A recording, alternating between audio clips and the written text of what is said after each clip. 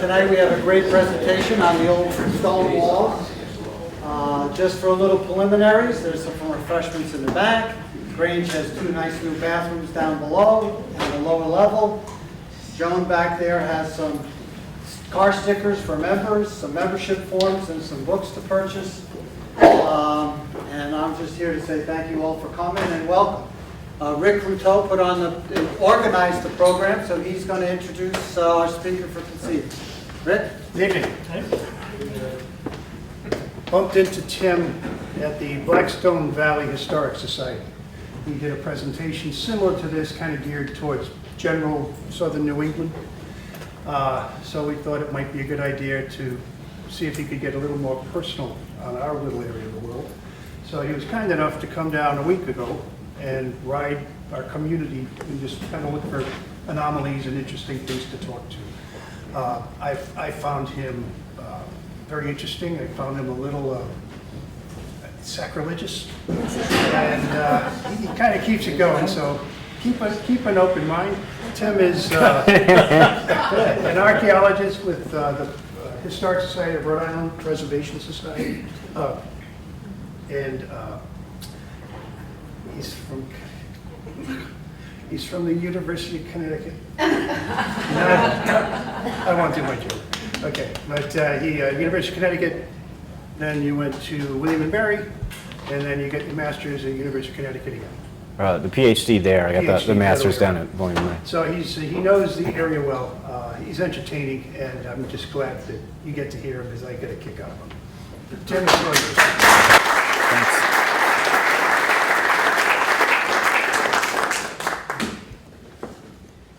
All right. Thank you very much, Richard, for that wonderful introduction. First, I'd just like to thank, can someone pronounce, I'm going to call it Quani, but could someone pronounce it really well for me? Quonochontaug? Yes. Quonochontaug. All right. All right, I'm just going to stick with Quani. But thank you for trying. I have a tough time with Algonquian words in general. I found one doing deed research in South Glastonbury, and I think there were 12, it looked like about 12 syllables in a place name there. And I don't even understand how people could speak this language, but they probably had better linguistic skills than I did. In any case, I would like to thank Richard for being such a gracious inviter and tour guide down here, for Robert for doing the videography, and Ann Doyle, the archivist, who materialized with an awesome picture that I just thought is fantastic, and I've included it here. And Tom for getting the AV system poked into the right configuration. There was a crooked thing happening at the beginning, now it's fixed. To give you an idea of timing here, I'll try to keep on track. I don't want to put you to sleep. So I'll try to talk for about 45 minutes. If you could save questions to the end, that would be preferable. Hopefully I won't go over. Let's see, and just to give you an idea of the content of the talk, I'd say about the first 2/3 is sort of my general talk about the majority of stone walls in New England, which is the vast majority of them that were built not on the coast, but away from the coast in the hills and the uplands. That's all wooded and forested now and has been sucked up by states and preservation agencies, land conservancies. That's where most of the stone walls are, and most of them were built after the Revolutionary War. I'm going to talk to that history, to the main stone wall talk. The last third I'm going to talk about a little bit of focus on Quani, which has an older history. A lot of those walls were probably built initially 100 years before that. So you've got a different microhistory in this area than my general stone wall talk, which I found very interesting for me to think about, really expanded the way I'm thinking. All right. So first I'm going to start with trying to be a little incendiary or inflammatory. Not sure if you noticed, America's being pulled in half in an overwhelming landslide of internet fury. It doesn't matter what the topic is. If it's in the realm of public policy and or social science, issues like that, when they're publicly discussed, seem to get polarized. Just about anything. You look in the news, and that's sort of how things seem to end up. Just to give some examples, sexuality, when it's spoken about in public, it seems people get all of a sudden super conservative or progressive. In fighting, the people who get the loudest voices are fighting with each other on that. Medicine, you got Jim Carrey, stop the vaccines, bring in measles, yay, versus the March for Science people on the right. Everyone's polarized. Policing, Black Lives Matter, Blue Lives Matter. Heritage, woohoo, rope down those monuments and pull them down, versus it's just heritage. Let's chill out. Let's defend the monuments. Everything seems to be a fight these days. So you might say to yourself, stone walls, what a benign topic. Couldn't possibly have anything to do with the culture wars. Well, it is public policy related because preserving them is a public issue. There's also cultural sort of a socio-cultural values tied to them and conflicting ones. So yeah, this is perfect material for culture war. Polarization. And yes, it does exist. As I see, I'm fascinated with the topic. Identity politics is one of my favorite topics to look at. It's not what I do. I'm a boring bureaucrat during the day, but I study identity politics of historic preservation like crazy because it's a fascinating topic. There is, on the sort of leftist edge of the ideological divide, what I would refer to as sort of like the believers. And these are people who believe that they're pro-Indian. We have a spiritual outlook towards stonework. And we believe most of it must have had spiritual importance to people who built it. Maybe most of it's ceremonial. Maybe, in fact, all of it is. Maybe it's not just a couple hundred years old. Maybe it's a couple thousand years old, and there's been a government cover-up the whole time. And there is a lot of books and little films and stuff coming out on this stuff. You can go to other stone wall talks by other people who will give you a radically different talk than the one I'm giving you. And the halls fill up with just as many people. So I would urge you, go and see these other stone wall talks. Go and learn. I'd suggest keeping your thinking cap on, but you don't have to. You can do the believer thing. And then other people who are working with different sets of information, who are sort of cast by mainly this side as the conservatives, or people like Bob Thorson from UConn. He's actually been indicted on an internet that is a part of a conspiracy. There's a UConn gang that I'm part of, trying to cover up the truth. But anyway, so I'm on the non-believers, allegedly an anti-Indian individual. I'm not going to defend myself against those accusations. In any case. In response to this, my research, just to let you know, my research into stone piles and stone walls, I've been called arrogant, colonial, dishonest, evil, gigantistic. I had to, I don't even know if I'm pronouncing jingoistic. I had to look that one up. Had no idea what, this is some sort of historical dog or something. Nationalism, and racist, of course. That's something I get frequently. You'd be surprised. I get emails calling me racist. Basically, so I photoshopped my head into an old woodcut of someone. So I must have just stepped off the Mayflower, and you could draw a historical line from the Mayflower to me. In any case, I addressed this from an anthropological perspective, and oops, that's not the right year. I came up with an article called The Hunt for Redneck Archaeology, Disentangling White Guilt, Ceremonial Stone Landscape Activism, and Professional Archaeology in New England. It's basically an article where I decided to walk towards the fire and to say, look, we've got some serious race issues here and ideological issues here, folks. Let's start getting real. And I basically just dissected the whole thing as I saw it. It's not well received, nor was it intended to be. But in any case, whatever. I didn't go to college for a million years to just be cast as racist and then shut up and sit behind a desk. I didn't do that. A lot of public money went into funding my education and grants and stuff. So I'm going to keep my thinking cap on, folks. And I'll respect other people's thoughts. I just don't have to share them. As Rhode Island State Archaeologist, I will continue advocating for critical thinking and viewpoint diversity. My examination of Rhode Island's past and present do not feature good guys and bad guys. I will leave that to the more politically inclined who can exercise the freedom to cast me in any role that they see fit. Anyways, that's the preamble, just to let you know. I just want to let you know that stone walls is a sensitive topic. Agrarian stone walls. You wouldn't believe it's amazing. So my main topic is agrarian stone walls, the ones that were made by farmers. I'll talk about estate walls a little bit. But mainly the ordinary stone wall that you encounter. My introductory statement is a lot of people, the first thing they think of it in South County when you think stone walls is you think Native Americans. And that's true because a lot of the stone walls, who knows, perhaps most of the farm walls could have been built by Native Americans. Very true. I'm going to read this quote. There's a great film I'd recommend seeing, one of the best sort of ethnographic documentaries I've ever seen. It's by Mark Levitt, documentary filmmaker from Rhode Island. It's called Stories in Stone, and it's about Native American stone masonry among the Narragansett Indian tribe. Beautiful film. And the late Lloyd Wilcox, former medicine man, has this passage in there. I thought it was pretty interesting. One thing you should understand, the Narragansetts, pre-colonial Narragansetts, to my knowledge, did not build stone walls. Why would people, the woodland Indians, where everything was wood and bark and cloth and squash and corn and fish and game, unless they were building a fish trap in a small stream or something along those lines, there would be no need. The trade was learned, not the handling of stone. Stone men we were, in terms of our utensils and weapons and whatnot. The building in stone was, as it was told to me, learned from the English settlers. And it ends up that because we were much better related to stone, we ended up exceeding the people that taught us. And if you've seen especially some of the 20th century Narragansett Indian stonework, it's fairly undeniable, but that they had exceeded by far in some instances anyone else's stonework here. And they've been doing it since the earliest record that I know of is 1653. The town of Warwick was paying Native people to build stone fences. That's like real early contract labor. Pretty amazing that it goes back that far. Most of the stone walls, I talk a lot in generalities.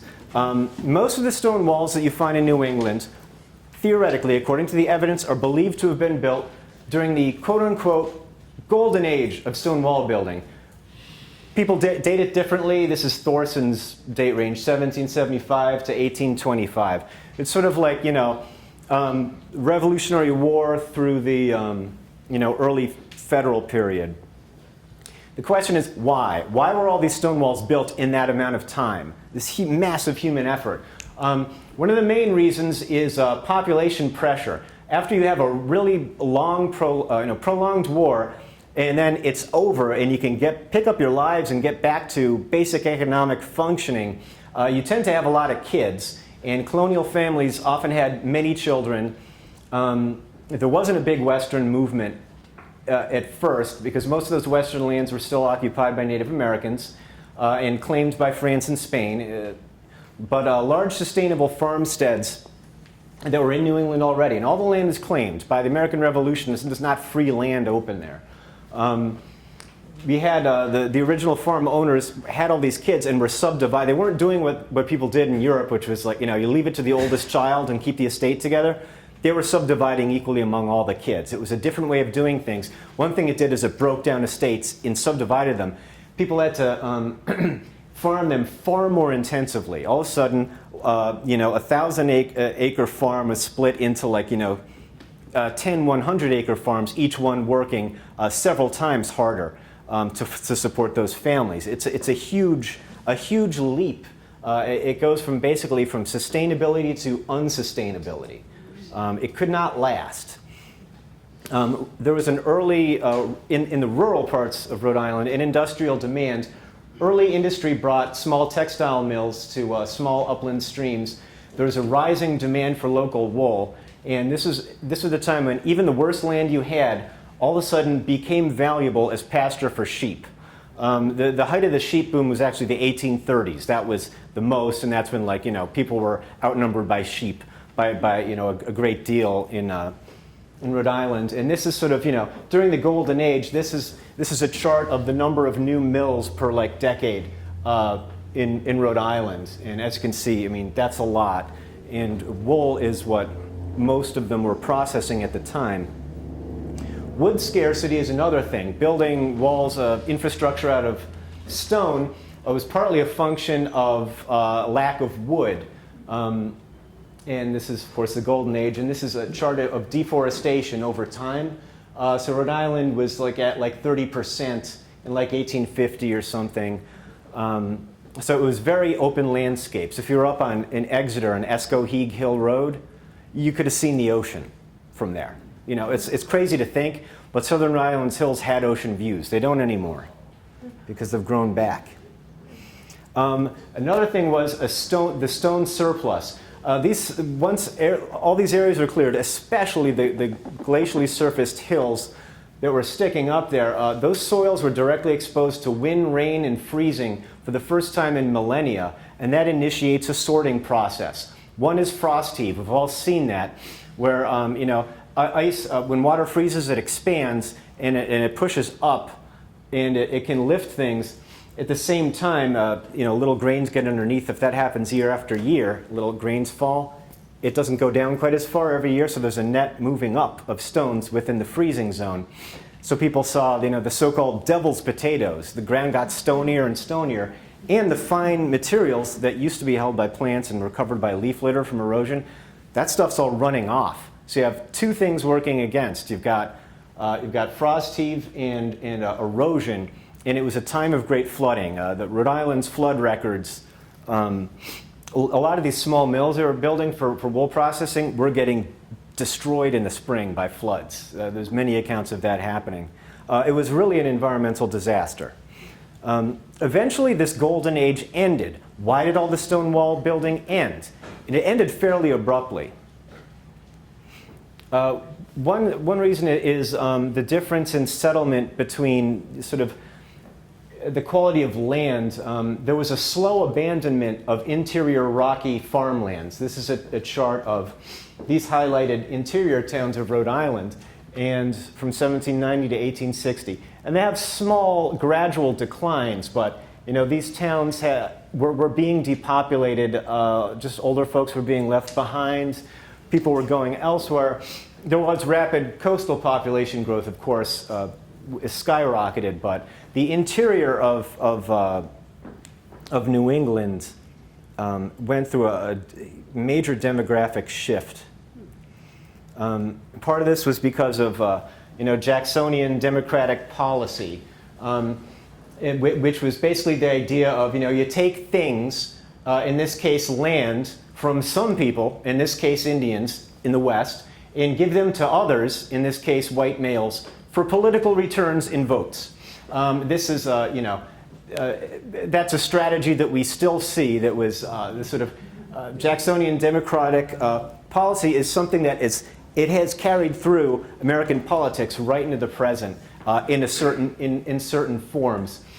So basically, in a sense, these abandoned farmsteads and stone walls all over the place in the interior, from my historical perspective, they sort of are testaments to Native American dispossession in the name of manifest destiny. The fact that that was the release valve, all of these Yankee families could go west. The fact that they could and did and abandon these things, someone had to pay the price, and it was Native Americans.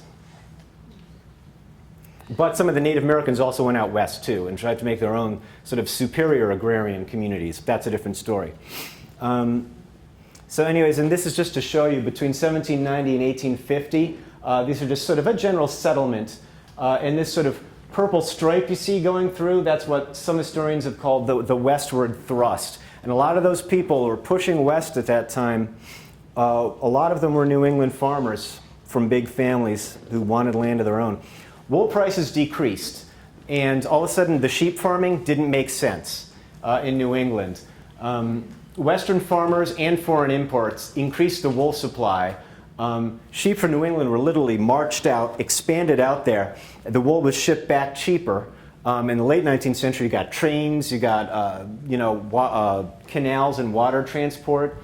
The sheep boom was officially over by 1845. You see in the records huge slaughters of flocks in the eastern U.S. They weren't even worth keeping. The best thing you could do is immediately destroy them. Dairying was a big replacement for sheep. People turned to that. That was the big thing that you did with hills, with your hill farms. And expanding urban industrial demand. Wool from the American West and cotton from the Black Belt were sent to New England factories for processing. Those little small upland mills were outcompeted by these larger, topographically lower, and more powerful mills closer to the population centers, where labor supply was becoming concentrated. Children ended up going from farm to factory. So these farms where people were having all these kids and subdividing the land, those kids could get better jobs. They could either go out west or get a job in the city processing wool and cotton, coming cheaper from other places. But it didn't make sense to farm there. Local farmers in the second half of the 19th century, family farms got stigmatized as backwards and unevolved and unprogressive. In fact, I have an article under review right now for New England Quarterly where basically I get into the social history of basically the culture wars of the 19th century among American agriculturalists, progressives versus old-fashioned family farmers. And there was, public slander campaigns going on there. It's pretty amazing. If you look for this stuff, you can find it. But in any case, so by 1850, lands across Rhode Island and a lot of southern New England were deforested. They were enclosed by stone-fenced field systems, and they were increasingly abandoned. So this makes today's woods, for the most part, less than 170 years old. A walk through the woods is essentially a walk through the ruins of a lost agricultural civilization. The image I'm showing up here on the left is an aerial photograph from a section of Exeter. On the right, it's that same section using LiDAR, which is a laser-based technology shot from an airplane, and anyone can get this stuff on Rigis and look at it, this data. But what it basically does is it shoots, like 150,000 laser beams a second, gets all these data points to form a cloud. It's the return from each beam. It hits a leaf, it hits the ground, hits other spots. You run that through an algorithm and you can subtract what the trees are and get just the bare earth, a contour of the bare earth. It can see through trees. And what you see is what's on the ground. And what's beautiful about bare earth LiDAR is you can see those old farmscapes come out. This is a cart path winding through it here. These things are all old stone wall networks. It's like a grid. That's a cellar hole. That little dip thing right there on a well-drained spot. There's another one up there, and perhaps a little barn foundation thing next to it. This is probably one right here. You get used to reading these after a while, but you look out there and you see there was no middle of nowhere in the early 19th century. It was all, and just try to find the most removed spot and try to find one that doesn't have one of these farmscapes. I've looked and I haven't found any. Here's in West Greenwich near Burnt Sawmill Road in the Big River Management area, right? Nature, there's either trees, nature, birds. You go out there, but you look, it's like a grid. It's a grid, cellar holes everywhere. Absolutely everywhere out there. Old cart, all the trails why are they oversized and wide? It's because they're old cart paths. They went from farm to farm. These weren't, and you could have seen from one farm to the next, people, you would have been able to yell because the sound would have carried well. These were massive networks. Here we go. Charlestown, Quonochontaug Hill. Another place to say that's about one of the most isolated places I can imagine. Yes, and it was totally subdivided. So after this march of history, we're left with these stone walls, most built within 2 human generations. Rhode Island has the highest density in the US. That's not scientifically quantified fact, but Robert Thorson, who writes books on stone walls out of Yukon, said it, so I quote him. They look out of, the thing about the stone walls is, I'm interested in the psychology, they look out of place in the forest. And I remember, before I got into stone walls, I think to myself the way I was in my early 20s when I walked through the woods. I believe the way I thought is the way a lot of people think naturally, is that some folk, you can't get past the visual effect of the trees. They awaken our inner romantic. We yearn for the primal, the untamed spaces. We can sort of rediscover nature and contemplate the mysterious things. This sets up a profound cognitive dissonance against the rather mundane history of stone walls. Consequently, the average observer who finds stone walls, they're out of place. Natural, beautiful, not natural. Consequently, the average observer will have questions about them. They'll be defined by their questions. So, I don't have really many deep lessons in anything I say. I stick to the obvious because I'm really pretty simple. I like real simple take-home messages. So I'll give you some real simple points here.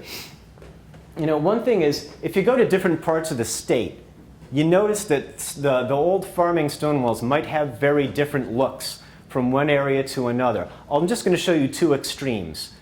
And you can find in different parts of the state stonework that fits between those. But one is a certain stone wall look. These are basically rounded boulders that are put in a sort of a single row and stacked up. And sometimes you look and you say, how do those even not fall over? They're all held together, kind of like all the stones are collectively holding them, and you don't know how it happens. But you can go from one place to the next. Here's West Greenwich. There's one there. Here's one on Block Island. All the ones on Block Island originally, they have that look. Here's in Charlestown, the Amos Green Farm, which is one of the best stone wall. If you want to look at stone walls, it's amazing. Not just the stone walls, the stone piles, the stone dumps, the cairns. It's an amazing place. But they all have, you could switch these photos and not tell people where they're from, and they'd say, oh, okay, of course that's from our, because they all have the same look. This type, walls that have this look, sort of single thickness construction with glacially rounded stones, it's common in areas of melt-out till. That's where the glacier, it's unsorted material that's been tumbled in the glacier, usually in lower sections, and then the glacier melts back and sort of gently dumps the stuff out, unsorted. It's not big water jets making big cobbles and then like that. It's just sort of lightly dumped. You end up with these nice rounded sort of bowling ball things, and then this is the least amount of effort construction technique to make a wall. And I ran across a few months ago in my own research a reference to how I think people build these walls. A description from the New England Farmer, which is an old farm journal. In 1853, there's a short article called Cost of Fences. And I found this great description. By rolling the largest stones into lines and securing them by smaller ones to prevent their canting out of place, and building upon them with smaller stones till the fence is of the required or proper height, a substantial wall will be procured at a very trifling expense, as the work may be performed at seasons of comparative leisure. This is from Block Island, and you can see what's great if you walk around the bluffs of Block Island, look for the stone walls that are eroding out. They're eroding out actively. What I love about this is that the best way to make a stone wall is to dig a trench and start it below the frost line. The professional stonemasons do that now. I always said to myself, I'm not sure if farmers would have been doing that. This account suggests it's not, and so do, and I've seen a bunch of these, walls eroding out of Block Island. Beautiful soil profile. This is the old subsoil. This is old topsoil.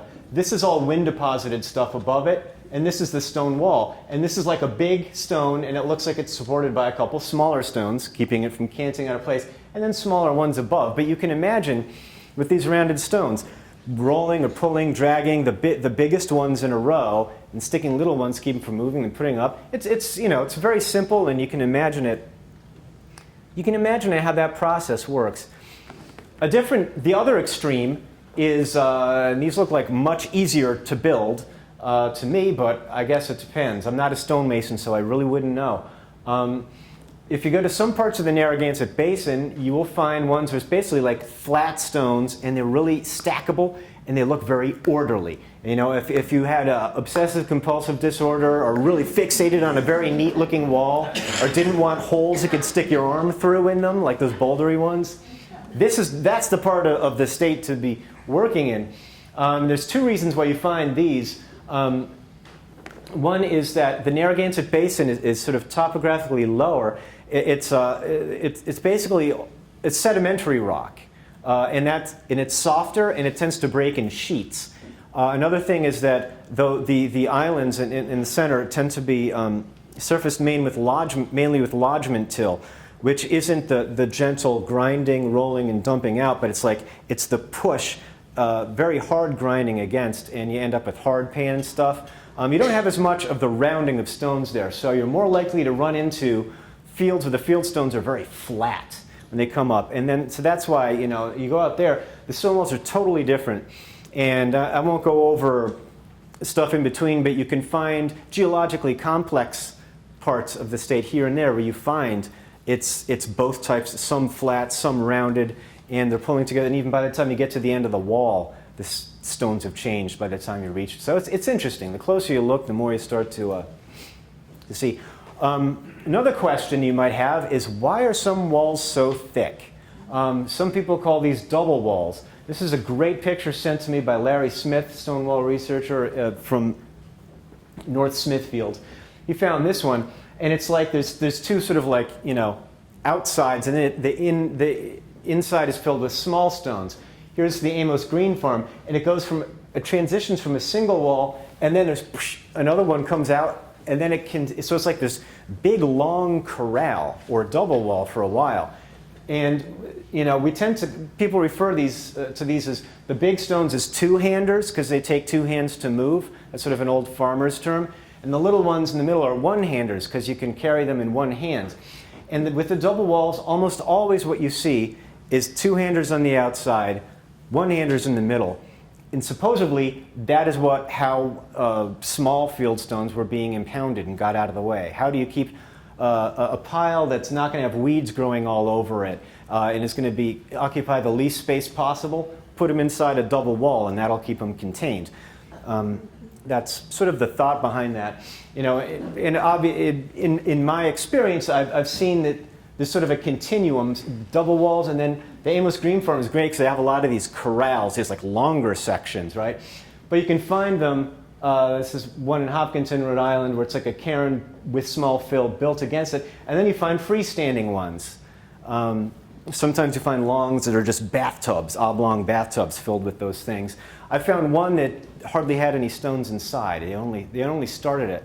I tend to think when I see those things, that's land clearing. As part of this sort of culture war situation, that's not something that, if you're going to say that, you got to be willing to, be accused of being a non-believer. What to do about boulders, right? Boulders is another thing. The rocks come in all sizes, especially in places like, where you have melt-out till. You end up with, they call them erratics. Weird term for it. Glacial erratics, big rocks that, and I don't know what size cutoff it's an erratic, but, what do you do with these things? People had to contend with them somehow. One was to split them apart. This is in the Carter Preserve in Charleston, Rhode Island. There's one right off the trail. And someone did a hand drill and with little feather and plugs. You hit these drills, you get the hole, and you put in these metal plugs and hit a wedge, and it eventually makes a crack. You put a whole bunch of these things. Someone hand split that boulder in half and never moved it. Isn't it amazing? They did all that work and they never moved it. But it's gorgeous. It looks like a bun waiting for a hamburger, to me. But and another thing you can do is in some areas some people just built the stone walls to incorporate the boulders where they lay. There's a great one on 10 Rod Road going into Connecticut on the left. That with my family, I always have a hard time looking at the road because there's this great wall that's connecting the boulders. And it's just cool. Another thing that you might not think of people blasting with gunpowder, boulders, but they were doing that even in the 18th century. That was a thing. Daniel Stedman's journal, if you like journaling, it's a journal from I think it's a South Kingstown resident from 1826, to 1859.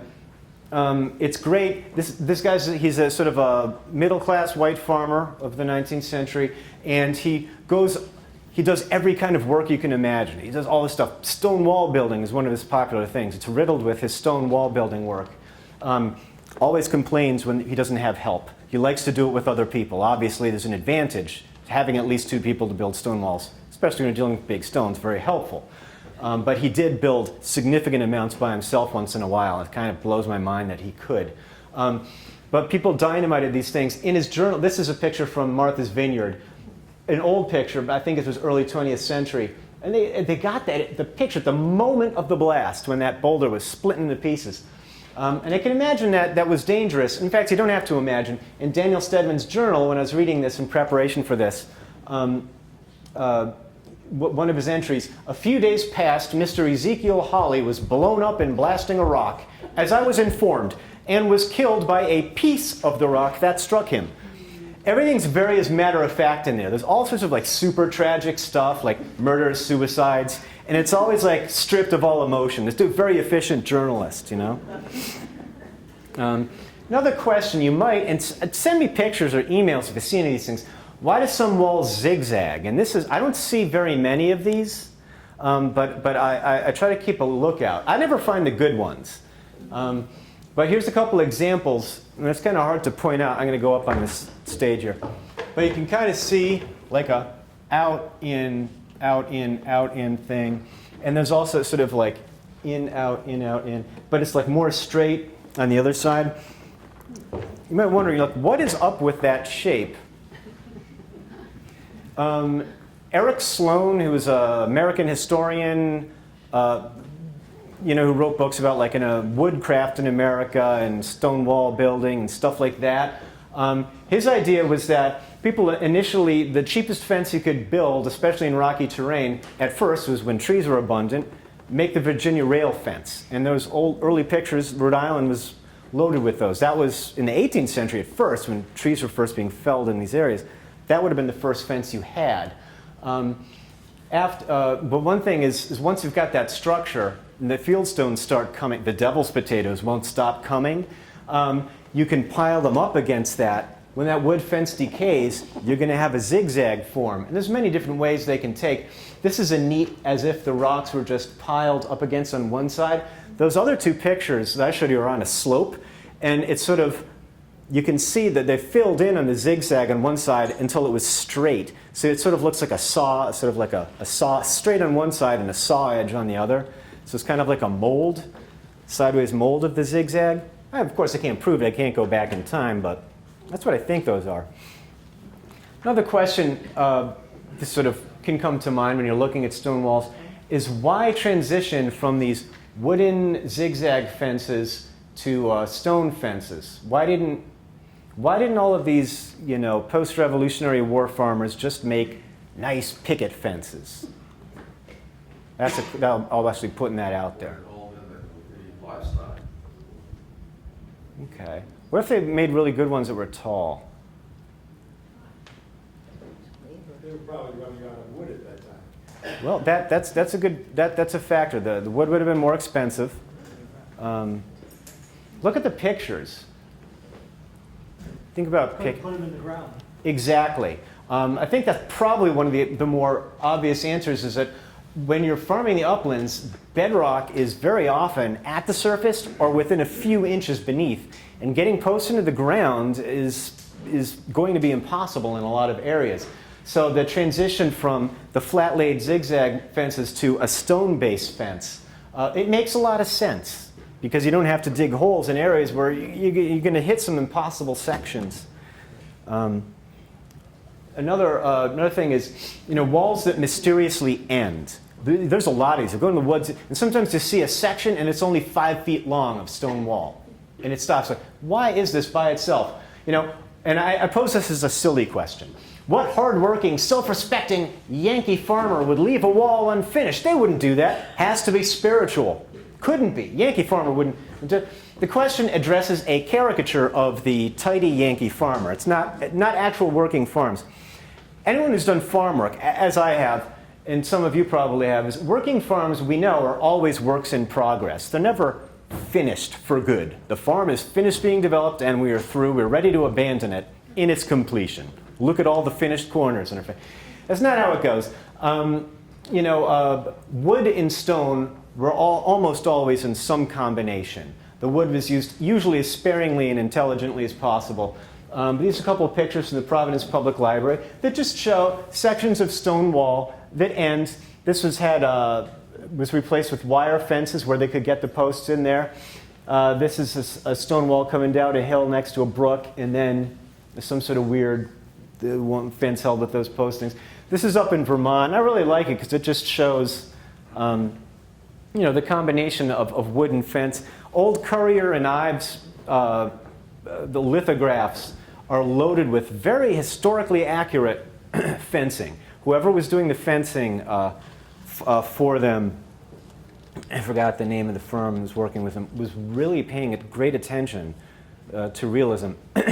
Another question, when you look at these old stone walls in the woods, I think people couldn't have, they wouldn't have held livestock. Look at these things, there were rules. Rhode Island had fence viewers. We still have an arcane law in Rhode Island. Every county is supposed to have a functioning fence viewer to resolve fence disputes. I recently got someone contacted me with their neighbors starting to pull rocks out of the wall. I felt really bad. I'm like, I don't know. I was faced with like trying to find a fence viewer. I'm like, nobody knows fence viewers. So you're gonna have to go to the town and figure out who's the mediator here. I don't know. I referred him to Thorson too, but in any case, you know, you look at these. This was part of in Gloucester. I gave a tour of the Sprague farm, and there's actually memories handed down from locals. These were called the square lots, and they were used for dairy farming, for cattle pasture. But you look at those, and there's areas where cows could have walked over if they were motivated. But you know, the issue is that even if they're low, that doesn't mean that they weren't functioning.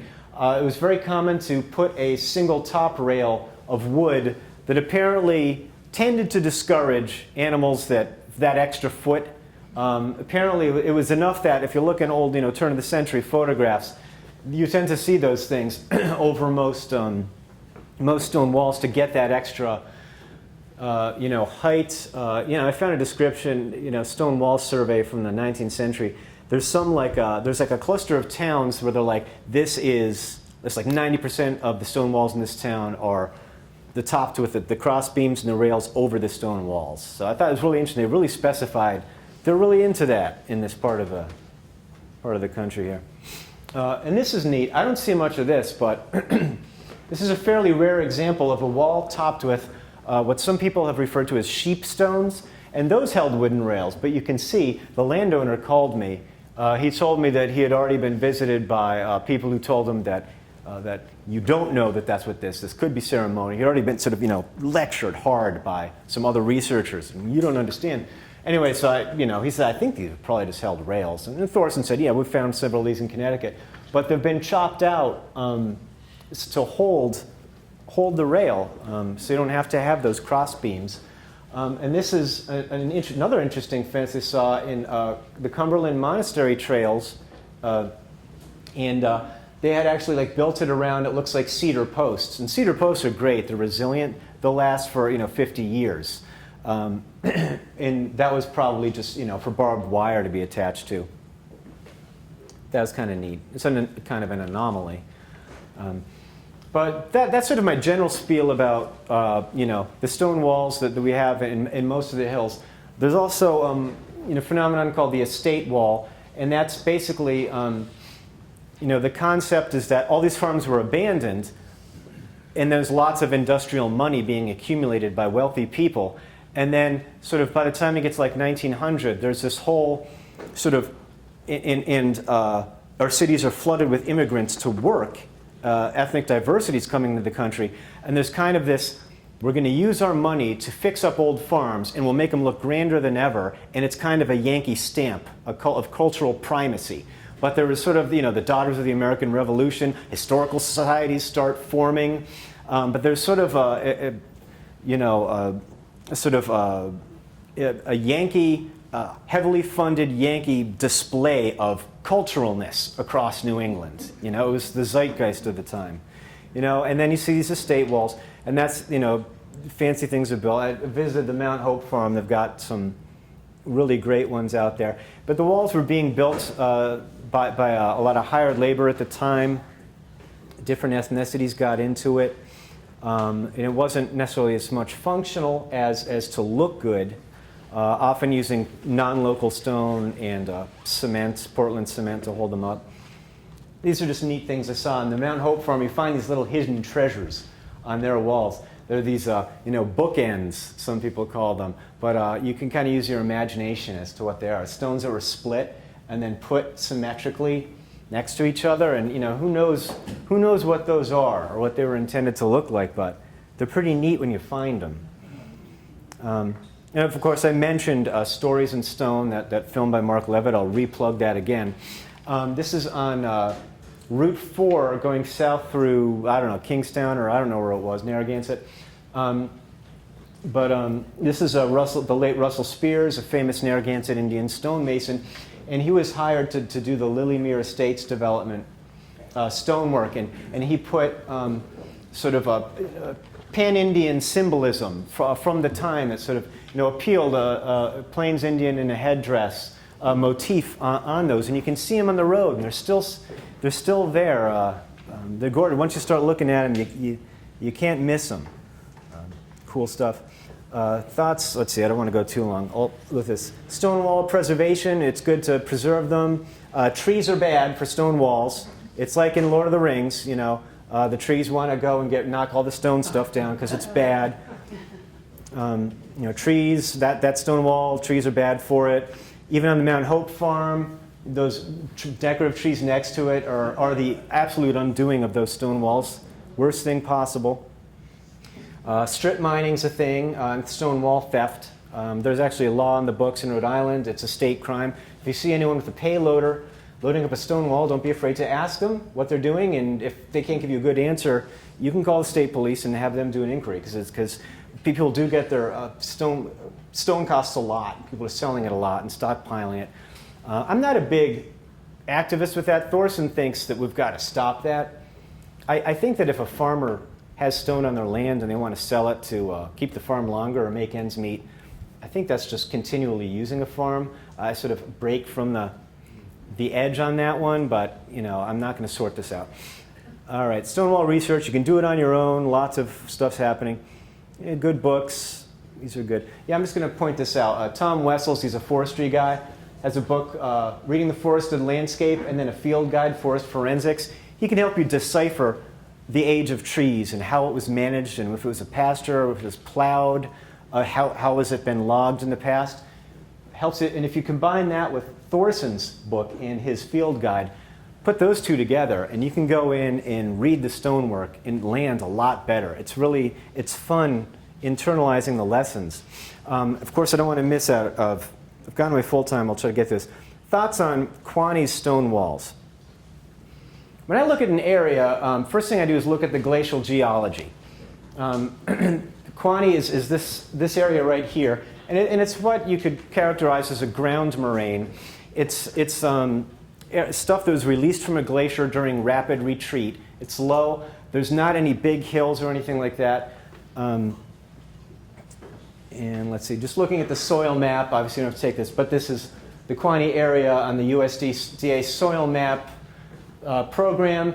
Over 50% of the soil in that mapped area is melt-out till, so that's where you get the bowling ball-shaped boulders in abundance. A little bit of it's lodgement till, the hard-pressed stuff, but the rock that even that is containing is this granitic stone that we have here, which does make rounded and subangular forms very easily. And you know, if you dig in it today, that's what you find. I found this on Google Earth, and that's a house somewhere closer towards the water.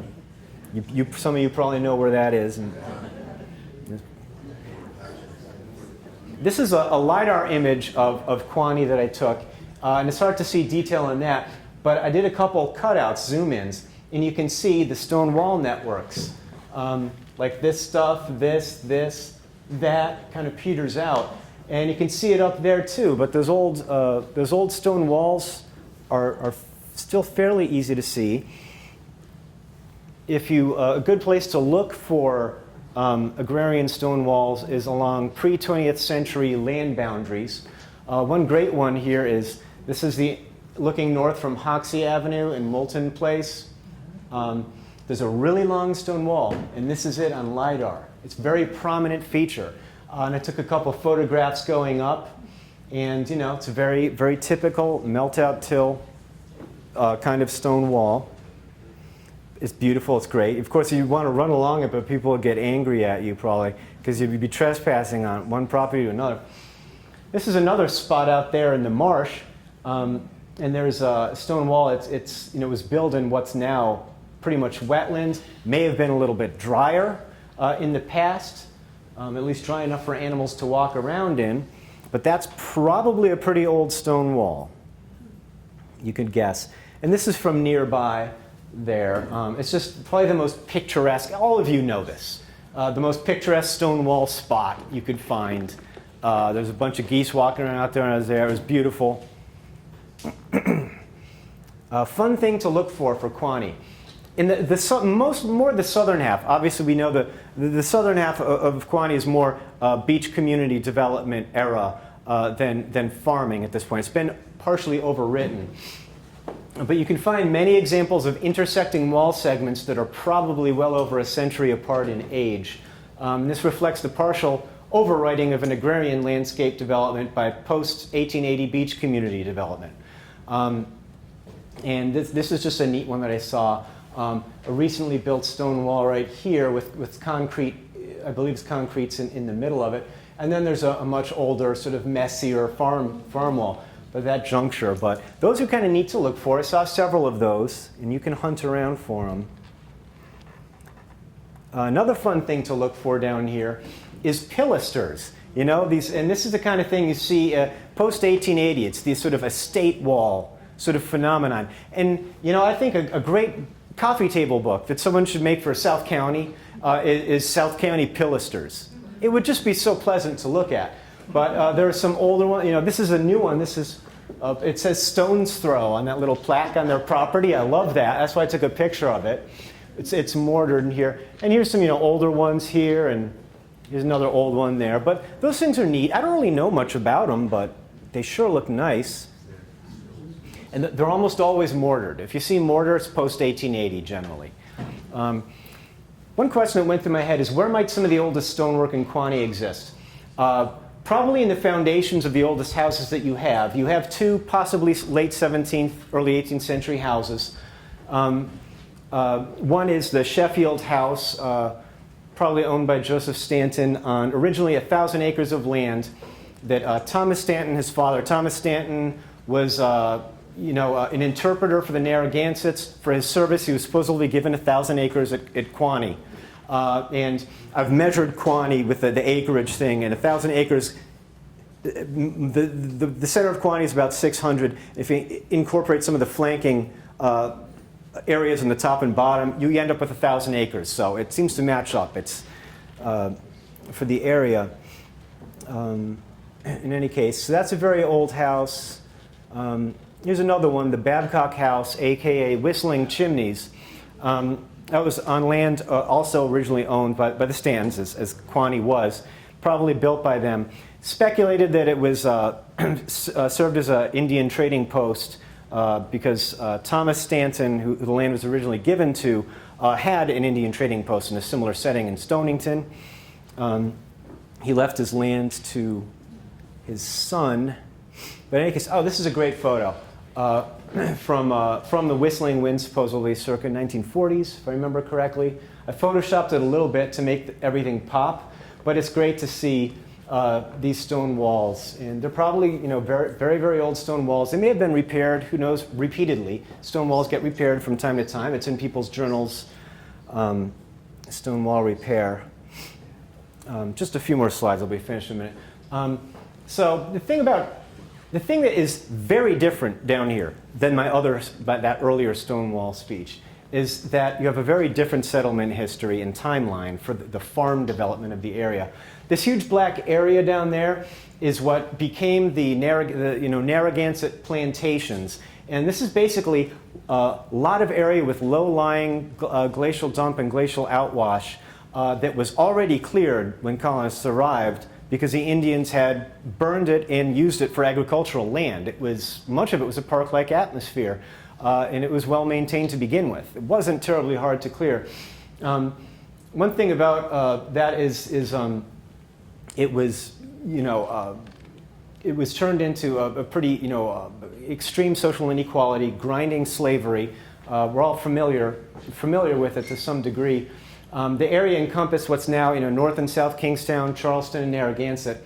So we would expect many of the stone walls on Quaney to predate the American Revolution, because it was developed, even described in the late 17th century as a working farm already. We would expect them to predate the American Revolution, and perhaps even a few from the 17th century. In other words, Quaney can boast having Narragansett planter vintage walls that most of Rhode Island cannot. That sets it apart. The products of the Narragansett planters, it was a slave-based economy. It produced a variety of things. Corn was the bread grain of the colony. They had cattle to produce cheese. They had cheese houses to export cheese. Horses, the Narragansett pacer was developed. Many of those were probably exported to power non-British sugar mills in the West Indies that didn't have wind power to turn them. And sheep were being raised to produce wool, to be processed in small mills to make what was referred to as Negro cloth to clothe slaves elsewhere. 58, just a couple of random facts. The greatest number of slaves reputedly held by any of the Narragansett planters was 40, and it was among the Stanton family. 58 black servants were counted in Charlestown in the 1748 census. This is just random stuff. Colonel Stanton in the Revenue Period was noted to have a great dairy operation. But in any case, sort of disjointed. But basically, the Quonset area, it was a Narragansett plantation landscape in the 18th century. The laborers who were clearing fieldstones and developing this land for intensive agriculture probably included a combination of the following. Joseph Stanton's immediate family members, but I think he left his land to someone else. I'm not sure if he didn't have any sons. There could have been free white laborers, but there are probably a lot of first-generation enslaved Africans who were taken directly from Africa, who spoke African languages. Probably not in front of the Stantons, but yes, this was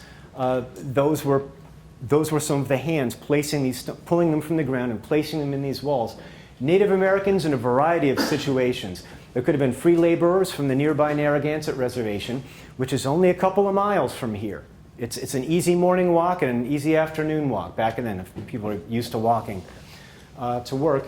Narragansett, Nyantic laborers who became trapped in perpetual court and forced debt bondage. People didn't have Indian slaves, but they had people who could not escape debt, and the court would make sure of it, and they could not start lives elsewhere unless they basically socially went underground or went to a different spot.